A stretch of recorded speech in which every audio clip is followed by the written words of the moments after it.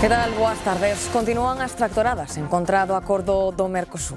En Ourense, no punto kilométrico 188, altura de Trasmiras, non se moveu ninguén. Decenas de traballadores pasaron aquí a noite, que a A52 leva cortada xa máis de 30 horas. Aquí todos coinciden en que van seguir ata que os escoiten. Denuncian que as medidas que establece o acordo do Mercosur levaráos á ruína total. Non podemos competir, porque a nos aquí exíxennos un montón de medidas que alá non as exixen. Non nos afecta a nós solos, afectanos a todo o mundo. E continúan as discrepancias sobre o novo modelo de financiamento das comunidades autónomas. Dende o Goberno Central defenden que é un sistema máis solidario, mentres o PP acusa a Pedro Sánchez de agrandar a desigualdade entre as comunidades. Es la mejor propuesta que podíamos imaginar para el conjunto de las comunidades autónomas de este país. Más impuestos para todos los españoles, más recursos para el separatismo y más tiempo para Sánchez. Ese es el modelo de financiación que quieren imponer. Posible caso de violencia machista en Cádiz. Unha muller de 58 anos foi asasinada esta madrugada. O sospeitoso é o seu marido, detido pola Garda Civil na propia vivenda. Non constaban denuncias previas e, segundo algunhas fontes, foi o propio home o que chamou a unha filla para contarlle o acontecido. De confirmárense, sería a terceira víctima de violencia de xénero no que vai de ano. A partir de marzo, Galicia prohibirá a compra de bebidas enerxéticas a menores de idade. É a primeira comunidade en facelo. Está demostrado que este tipo de bebidas afectan negativamente a saúde. Cambios no que na presión arterial, problemas de circulación, vale? Ou incluso se a persona é moi sedentaria, hai certos casos que se han dado en Estados Unidos de trombosis venosa profunda. E a camelia volve ser protagonista en Rubiáns. A parroquia Arousá acolle a edición número 14 da exposición da camelia. Estas flores de inverno chegaron hai 3 séculos a Galicia, dende Asia, e sen elas a paisaxe galega non sería a mesma. Hoxe, case unha trintena de expositores poñen en valor a tradición e o cuidado particular que moitas familias manteñen dende hai xeracións. É unha exposición bastante bonita, a verdad, e hai moita xente que se encarga todos os anos de facer isto. Non se pode perder, porque é unha cousa feita con agarimo polos veciños. Hai moita variedade de camelia, non hai ninguna camelia que sea fea, iso desde logo.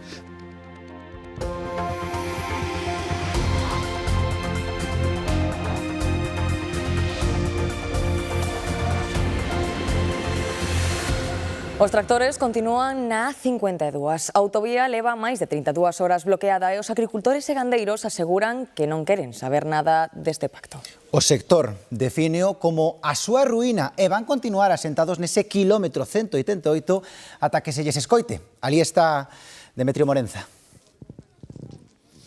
E aquí continúan, e a intención é seguir nas próximas horas e nos próximos días, se os deixan e se os permiten, de momento manter este tráfico cortado na A52 a altura de Trasmiras, tanto en sentido Ourense como en sentido Verín. Aquí continúan agricultores e gandeiros, agora mesmo repoñendo un pouco de forzas, porque hai que loitar contra este frío intenso que vai aquí a altura de Trasmiras. Como decíamos, levan xa máis de 20 horas aquí co tráfico bloqueado nesta autovía na A52. Loitan e reclaman que se modifique ese acordo que se vai asinar nos próximos días entre a Unión Europea e Mercosur, que, segundo eles, sería xa a estocada final para o sector gandeiro e agrícola. Por eso van continuar cas protestas e agora mesmo este a imaxe que lles podemos trasladar a todos vostedes: tractores, gandeiros, agricultores, cortando o tráfico na A52 e evitar que o tráfico pase por aquí, que está a ser desviado por o centro de Xinzo. E van continuar mentras aguanten as forzas, iso nos din. A choiva e o frío marcan o segundo amencer no asentamento da A52. E nos coches un rato, outros dormimos aquí, así, uns marcharon un ratiño e volveron. No quilómetro 188 a autovía segue cortada, unha situación que gandeiros e agricultores ourensáns anuncian que manterán ata que se atenda ás súas reivindicacións. Reivindicando o voso de todo consumidor que está fora, porque o consumidor de fora o que vai a comer é produtos sin ningún tipo de calidade. Comer da carne comemos todos. Temos que elegir se queremos a carne de nosa, a de Europa, de Galicia, ou queremos a que veña de fora. O vindeiro sábado 17 está prevista a sinatura do acordo que consideran ruinoso e para o que as administracións aínda están a tempo de reaccionar. Van a permitir meter da fora dos países latinos tanto de agricultura como de carnes, todo tipo de produtos sin ningún tipo de control sanitario. Entonces, evidentemente non podemos competir, porque a nós aquí exíxennos un montón de medidas que alá non as exixen. Advirten do impacto que este acordo terá no prezo e na calidade da carne chegada do Mercosur. É que hoxe van a estar esos precios máis baratos, pero eso non nos vai a solucionar nada, porque eso vai ser momentaneamente para meter o produto. Unha vez que eso vai a estar ao noso precio ou máis elevado co noso precio, non vamos a ter calidade, iso é o que é moi claro. A presión continuará na A52 e o sector agrario e gandeiro insiste en que non dará marcha atrás. No resto de España continúan tamén as movilizacións contra o acordo comercial entre a Unión Europea e Mercosur.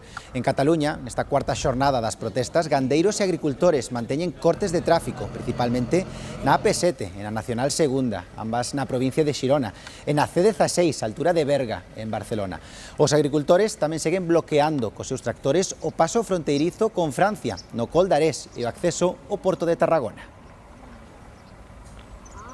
Esto es el desastre de la agricultura. Yo no sé en el resto de Europa exactamente cómo lo tienen montado, pero aquí es un desastre. Solo con una promesa, solo con un pacto, solo con un hablaremos, no vamos a marchar de aquí. E mentras acontecen as protestas, a patronal de transportistas Fenadismer denunciou este domingo que consideran un secuestro de máis de 40.000 camións, especialmente nas vías que comunican con Europa debido ás movilizacións agrarias destes días. A través dun comunicado, a patronal fala de pasividade dos gobernos central, catalán e vasco que están a causar, din, importantísimos prexuizos económicos. Ben, tras 25 anos negociando, Europa e América Latina crean a maior zona de libre comercio do mundo. O Mercosur firma un acordo que aceptan 21 países da Unión Europea, sen o respaldo de 5. Entre eles están os marcados aquí en vermello, os veciños franceses, tamén Irlanda, Austria, Polonia e Hungría. Isto consegue así un pacto económico e xeopolítico con 740 millóns de consumidores potenciais. Isto que trae consigo e tradúcese, sobre todo, pois en moi boas cousas. Por exemplo, o amplo mercado que vai haber de exportacións e importacións, porque non imos ter aranceis. Polo tanto, tamén haberá máis oferta. Está previsto que haxa unha importación de 99.000 toneladas de vacún e tamén ao mesmo tempo os prezos van ser máis competitivos. Pero isto tamén xera grandes incertezas no campo. Entre elas, creen os do sector agropecuario que os seus prezos tirarán a baixa e que as normativas europeas son máis exixentes. Por iso, a Comisión Europea reforzou as cláusulas de salvagarda, algo que o sector agropecuario ve insuficiente, e continúan, como veíamos, as manifestacións. Alberto Núñez Feijóo anuncia unha resposta unida, constante e determinante do PP contra o modelo de financiamento autonómico proposto polo Goberno. Dixo na clausura da reunión de parlamentarios na que os populares xuntaron este domingo na Coruña case 4.000 persoas, nunha exhibición de músculo neste inicio de ano con varias citas electorais en España. Alberto Núñez Feijóo chama a concentrar o voto no Partido Popular para un cambio de goberno en España seguindo a receita de Galicia. Aquí no hay PSOE en el gobierno, no hay populismo que decida en el Parlamento, no hay separatismo que imponga. Aquí sí, aquí hay presupuestos, sí hay constitución, sí hay principios, sí hay palabra. O presidente dos populares acusa a Pedro Sánchez de agrandar a desigualdade entre comunidades co pacto con Esquerra sobre financiamento autonómico e avanza unha fronte contra a proposta do Goberno. Más impuestos para todos los españoles, más recursos para el separatismo y más tiempo para Sánchez. Ese es el modelo de financiación que quieren imponer. Esta respuesta la tendrá, unida, determinante y constante.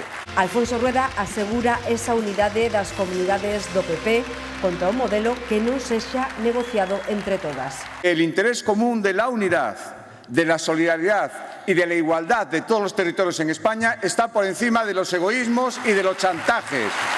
Y no queremos chantajes, ni los hacemos, ni por supuesto los admitimos. O líder dos populares galegos reivindicou tamén a normalidade na política. Y no queremos ni antipatrias ni salvapatrias, ni un extremo ni al otro, ni de derechas ni de izquierdas. Queremos la normalidad que representa el Partido Popular, que es lo que tenemos en Galicia. Dende o PSOE volven defender o modelo de financiamento autonómico, aseguran que é unha oportunidade única que corrixe desigualdades e que ningunha comunidade autónoma sae perdendo. El sistema de financiación que propone el Gobierno de España es la mejor propuesta que podíamos imaginar para el conjunto de las comunidades autónomas de este país. No hay ni una sola comunidad autónoma que pierda con este sistema de financiación. Tamén se referiu á proposta do novo modelo de financiamento a líder nacional do BNG. Ana Pontón amosouse totalmente contraria a esta reforma porque considera que prexudica a nosa comunidade. Defende, pola contra, que Galicia sexa soberana no financeiro. Queremos ter a chave dos cartos, queremos ter un concerto económico que nos permita recadar aquí os impostos que pagamos os galegos e as galegas e que desde logo nos permita mellorar os nosos servizos públicos. Ana Pontón realizaba estas declaracións durante a homenaxe a Castelao que a Formación Nacionalista organizou con motivo do cabo dano da insigne intelectual galega. Foi no Paseo da Ribeira, en Rianxo, vila natal do escritor. Nela, a líder do BNG reivindicou a figura de Castelao como guieiro en tempos especialmente convulsos. Seguimos pendentes de Venezuela, que deixa atrás unha semana particularmente intensa. Os afíns ao réxime protestaban hai unhas horas pola detención de Maduro, mentres a oposición tenta articularse de novo. A administración Trump insta os seus cidadáns a abandonar o país por posibles ataques de grupos armados e o goberno venezolano nega ese risco. Venezuela vive días intensos e tamén contraditorios entre os cambios e a continuidade do réxime.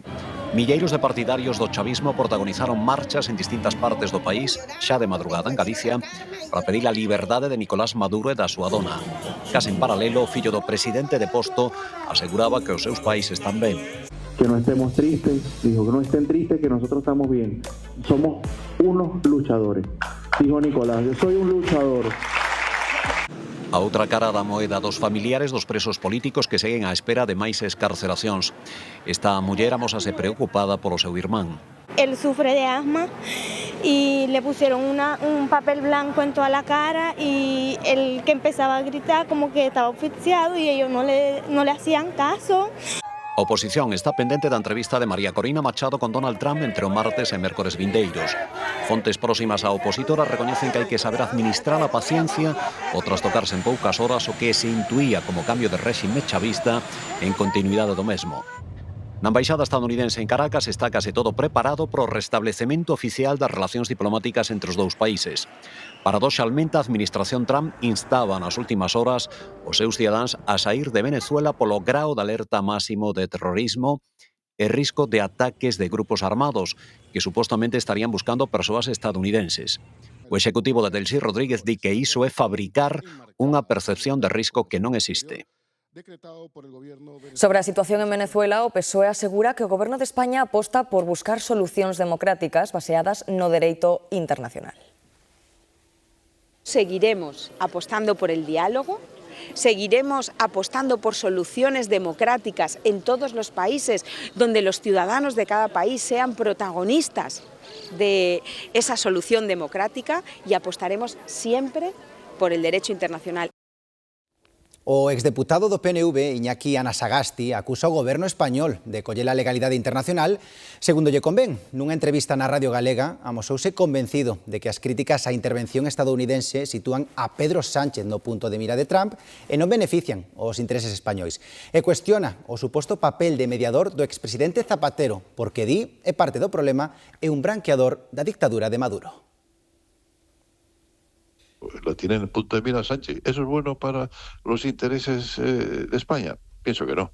Yo creo que está actuando muy, muy torpemente. Y además lo que tiene que poner encima de la mesa son los derechos humanos de los venezolanos. Todo eso que están haciendo de glorificar la figura de Zapatero es para desviar la atención del blanqueamiento que ha hecho Zapatero estos años a la dictadura venezolana. As ONGs que traballan sobre Irán aseguran que xa son máis de 100 os mozos mortos a consecuencia da represión exercida polo réxime dos ayatolás. O país segue sen internet e sen telefonía móvil internacional. O goberno iraniano califica de terroristas os manifestantes. O réxime admite que detiveron máis de 200 persoas nas últimas horas e a ciencia oficial di que nos enfrontamentos desta semana morreron 8 policías. Os disturbios son especialmente fortes en Teherán dende hai 2 semanas. As autoridades do exército de Irán acusan a Estados Unidos e Israel de estar detrás destes disturbios e din que están en condicións de respostar a calquer ataque terrorista. E unha muller de 58 anos foi asasinada nas primeiras horas deste domingo na localidade gaditana de Olvera. A Garda Civil activou o protocolo por violencia de xénero e detivo o marido da falecida. A Garda Civil investiga as circunstancias da morte dunha muller de 58 anos de idade falecida esta madrugada na súa casa de Olvera, na provincia de Cádiz. Segundo a información oficial, a Garda Civil recibiu un aviso do Servizo de Emerxencias 112. Cando os axentes chegaron á casa, atoparon o cadáver dunha muller nunha vivenda da localidade andaluza, onde tamén estaba a súa parella, un home de 60 anos. A Garda Civil activou o protocolo xudicial para casos de violencia de xénero e procedeu á detención do home. A xuíz de garda e o médico forense procederon de seguido ao levantamento do cadáver. A parella non tiña antecedentes de violencia de xénero. Se se confirma a intencionalidade da morte, trataríase do segundo caso de asasinato por violencia machista no que vai de ano en Andalucía, despois do ocorrido o 4 de xaneiro na localidade de Quesada, en Xaén. ¡Guardia Civil! ¡Guardia Civil, abra a porta! En Madrid, a Garda Civil detivo un grupo organizado formado por grupos de trinitarios, de Blot e de Fortitxu. Provocaban diversos altercados nos barrios para dominar zonas. Hai 6 menores detidos e 11 investigados. Tenían enfrentamientos periódicos en plena calle, en Collado Villalba y Galapagar, con el fin de controlar los barrios y ser los grupos territoriales predominantes en la zona. Intensidade baixa e tendencia decrecente. Así se mantén agora mesmo a vaga da gripe en Galicia. No que vai de temporada rexistráronse máis de 3.200 ingresos, a maioría con gripe A. O pico xa se superou a comezos de decembro, pero co Nadal o Sergas pide non baixar a garda e segue sendo clave a vacinación. Ata o momento inmunizáronse contra esta doenza máis de 877.000 persoas. Destacan sobre todo os sanitarios, cunha taxa 12 puntos por riba do ano pasado, e tamén os maiores de 65 e 80 anos. Sanidade recorda que a mellor forma de combater o virus respiratorio é ca vacinación. A campaña oficial xa rematou, pero mentres haxa existencias pódese pedir cita. Andrea Otero. Sí, efectivamente, aínda é posible vacinarse contra este virus, só temos que pedir cita na enfermaría do noso Centro de Saúde. Galicia segue mellorando nas cifras de vacinación. En canto ao ano pasado, imos rematar esta semana con máis de 877.000 persoas vacinadas, destacando sobre todo persoal sanitario, mulleres embarazadas e maiores de 65 e de 80 anos. Pero Sanidade segue chamando a cautela, sobre todo despois das festas do Nadal e tras rexistrarse un aumento nas vendas de test e de antigripais. A pesar de todo, descartan por completo un novo pico desta enfermidade. A partir de marzo queda prohibida a venda de bebidas enerxéticas a menores en Galicia. Hoxe estivemos cun dietista e nutricionista para recordar os riscos deste tipo de produtos.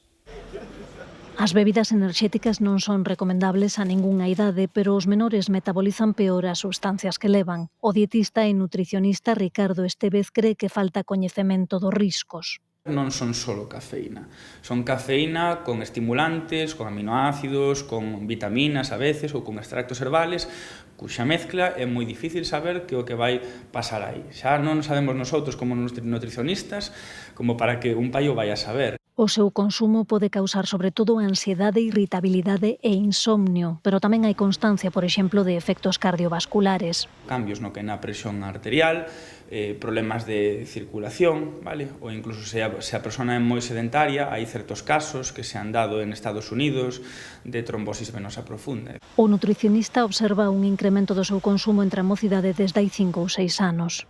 Xa antes do COVID, antes da pandemia, empezou a experimentar unha forte subida. Estes últimos anos creo que se colleu un pouco de impulso. A rapazada bebe estes produtos para concentrarse nun exame ou mesmo para ir de festa mesturados con alcohol. Poden mascarar o efecto do alcohol, pode mascarar ese embriagamento, e poden facer máis fácil, por exemplo, que haxa situacións como coma etílico. Estevez di que tamén está moi presente en competicións deportivas e alerta dos efectos. Pode dar, por exemplo, alteracións no metabolismo da glucosa e darlles un baixón no medio da carreira, ou pode directamente, pois, en caso de que sexa unha proba de unha intensidade bastante interesante, bastante dada, pois pode provocar un evento cardíaco. A Xunta publicou esta semana unha lei que equipara as bebidas enerxéticas ao alcohol e proíbe a súa venda e consumo entre menores. Unha decisión que se tiña que haber tomado fai tempo. Alégrome que Galicia sexa pioneira neste tipo de regulación e oxalá pois tome, digamos, medidas ao resto do país. O regulamento entra en vigor o 7 de marzo. O Goberno galego ven de investir 1 millón de euros para mellorar as escolas infantís que dependen da Xunta. Unha delas é a de Carral, que esta mañá visitaba a conselleira de Política Social. Fabiola García aproveitou a visita para salientar o aforro que supón para as familias a gratuidade destes centros para os nenos e nenas de ata 3 anos, así como o aumento da ratio de escolarización dende que se aprobou esta medida hai agora 4 anos. Gracias a esta gratuidade, Galicia se consolida como a comunidade de referencia na ratio de escolarización de todos os nenos de 0 a 3 anos. É a única comunidade que conta con esta gratuidade total e xa estamos nestos momentos por riba de países da Unión Europea que antes era unha referencia no apoio á familia e á natalidade como podían ser Noruega ou Suecia. Aínda non se retiraron todas as luces de Nadal, pero os universitarios xa volveron á rutina, en moitos casos redobrando esforzos. A preparación de exames do primeiro semestre enche de mocidade bibliotecas e salas de estudo, mesmo en fins de semana. Asomámonos a unha das bibliotecas máis demandadas polos universitarios de Santiago, a Concepción Arenal. A Conchi abre prácticamente todos os días do ano, pero nestas datas reforza o servizo e enche as súas 3 salas. As 3 salas en conxunto temos unha ocupación de unhas 952 prazas e neste momento efectivamente están cobertas absolutamente. Esta fin de semana e a que ven son as que reúnen máis estudantes ante os exames do primeiro semestre. Hai que venir por la mañana pronto porque si no, no hai sitio, hai unha cola enorme. Estamos nos días álxidos, pero moitos usuarios aseguran que veñen seguido desde antes e ás veces sen perdonar nin os festivos. Cando empecé os parciais, a partir de outubro. Sábado se estudia, el domingo se estudia, todos os días estudiamos. En Reis, paseino aquí. Afirman que se estuda mellor na biblioteca que na casa. Na casa estou máis co móvil. Eu na casa non me concentro. En casa hace frío, aquí se está bien. Como estou con xente que estudia conmigo, teño presión. Todo o mundo está estudando, entón ti te obligas a estudar. Falannos sobre todo de concentración, pero recoñecen que tamén os move ter con quen socializar nos descansos. El momento de salir e estar con tus amigos para distensar un pouco. As universidades da Coruña e Vigo tamén ampliaron os servizos de bibliotecas e salas de estudo nestas datas. Na Avenida da Mariña da Coruña, viandantes e transporte público conviven nun espazo que se peonalizou hai xa 10 anos. Os condutores dos autobuses levan tempo denunciando que a plataforma únicamente aumenta o risco de atropelos, pero, como non se adoptou medida ningunha, decidiron colocar cartéis de advertencia nas paradas. Hai unha década, o túnel do Parrote permitiu a peonalización da Mariña, liberada do paso diario de máis de 30.000 vehículos. Para que tengan preferencia los peatones, para que tengan el doble de acera y toda esta cosa, poder pasear tranquilamente por allí. Muy bien. Non obstante, o transporte público continúa circulando pola avenida, agora compartindo asfalto cos peóns. Hai moito tránsito de xente e a verdade é que preferiría que fose peatonal. Non é cómoda, ou unha cousa ou outra, non? Ningún elemento físico separa o tráfico rodado do tráfico a pé. A xente cruza por calquera punto, ás veces atenta a unha posible coincidencia espazo-temporal cos autobuses, outras veces despreocupada ou distraída. No hay separación física entre la calle y la acera, y esto es un poco peligroso. Yo de hecho alguna vez tuve algún susto ya pasando. Os condutores dos autobuses levan tempo advertindo do perigo que representa a plataforma compartida. Mesmo rexistraron unha petición no Concello para que analice e solucione o problema. Incluso para nosotros, pero para los niños, porque no ven nada que los separe de la calle y pueden salir perfectamente. Siempre lo pensé. Siempre lo pensé. Yo con mis nietos, cuando venimos por aquí, tengo mucho cuidado. Sobre todo xente de fora, que ven por aquí e se nota que hai que avisarlos. Mira que viene el bus e tal, e encima ahora los coches eléctricos que no se oyen. Hai que andar con cuidado, ya está, simplemente. Ante a ausencia de resposta, os propios condutores optaron por colocar estes cartéis nas marquesiñas das paradas, unha advertencia para evitar accidentes graves. Polo momento non houbo ningún mortal na Avenida da Mariña. Hoxe é o día en que se apaga o Nadal de Vigo, 2 meses despois do acendido da iluminación. Un tempo en que a cidade se encheu de visitantes e que supón tempada alta para o sector turístico da cidade. Xoan Pereira. Nun acto previsto para as 7:30 desta tarde, que puidera variar dependendo do tempo, aquí na Porta do Sol o rexedor vigués desconectará a iluminación de Nadal máis alongada da historia recente da cidade, case 2 meses, 57 días para ser exactos, dende o pasado 15 de novembro, estiveron acendidas as 12 millóns de lámpadas en arredor de 460 rúas de toda a cidade. Hai opinións dispares á hora de facer balance. Contentos están, por exemplo, nos hotéis ou no sector dos aloxamentos, porque moitas fins de semana colgaron o cartel de completo. Vos números fan tamén os taxistas e os hostaleiros, cafeterías e restaurantes, mentres que o comercio di que non mellorou a facturación, pero sí recoñecen que hai un efecto positivo para a economía local.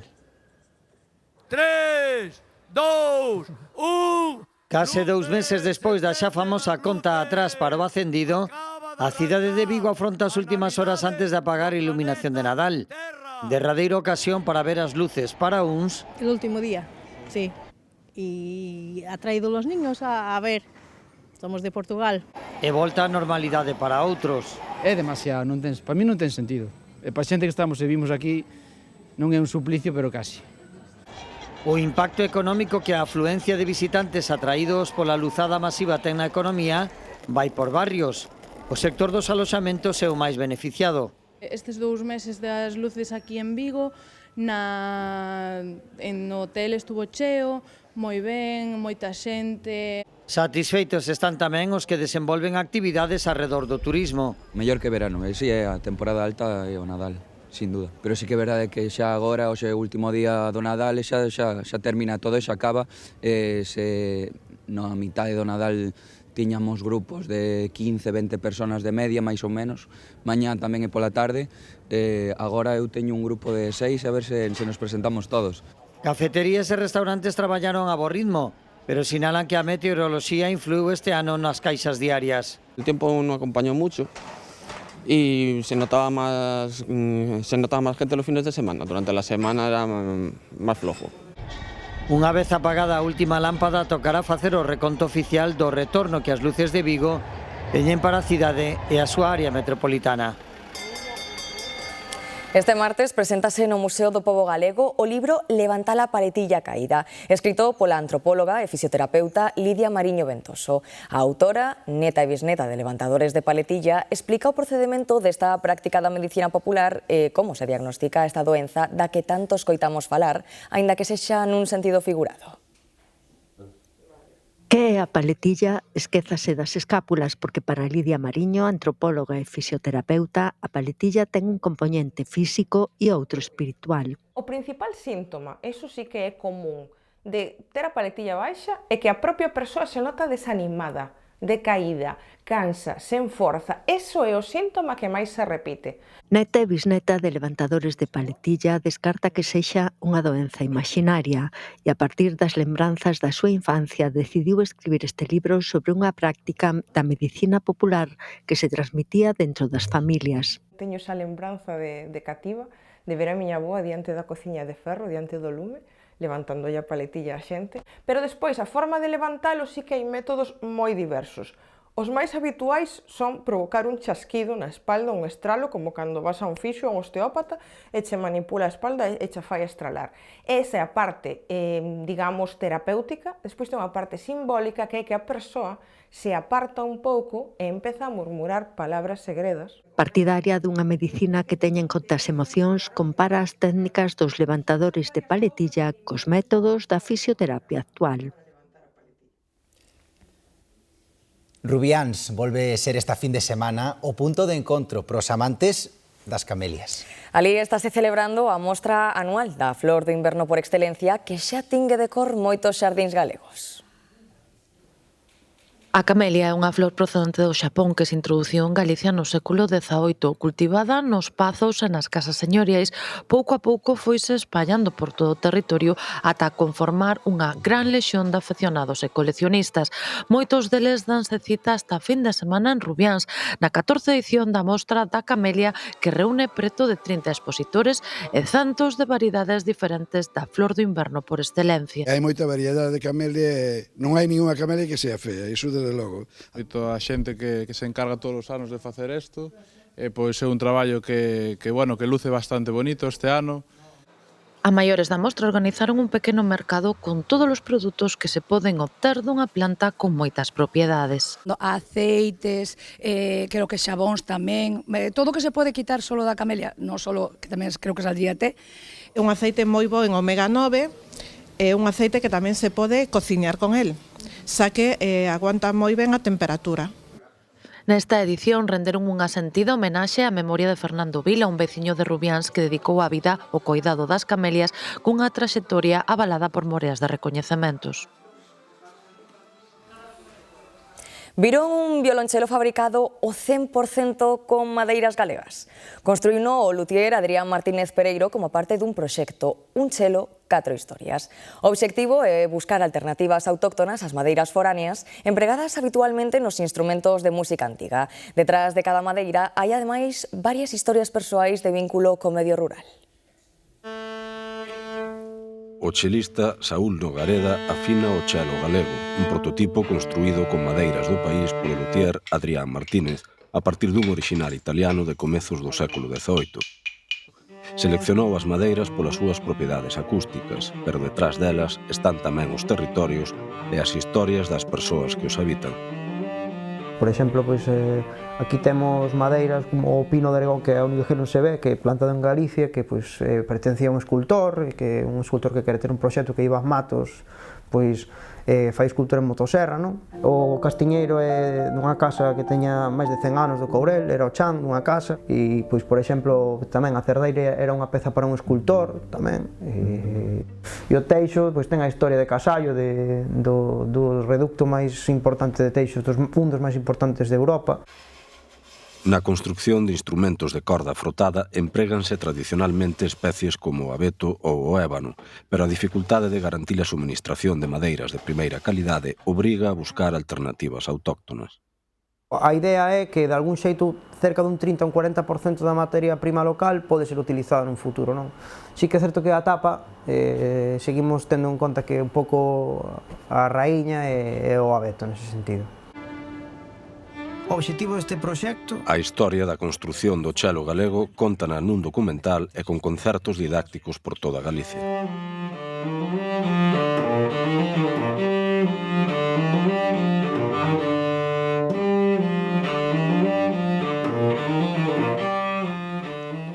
Estrelas do cine e da televisión asistiron onte á festa dos premios BAFTA nos Ángeles. En vésperas dos Globos de Ouro, as estrelas enchéronse de entusiasmo no evento anual celebrado en Beverly Hills. Entre elas, Oliver Laxe, que esta noite pelexará polo Globo de Ouro dentro da carreira meteórica da súa película Sirat. Xa o mes que ven competirá polo premio BAFTA, días antes da cita cos Óscar.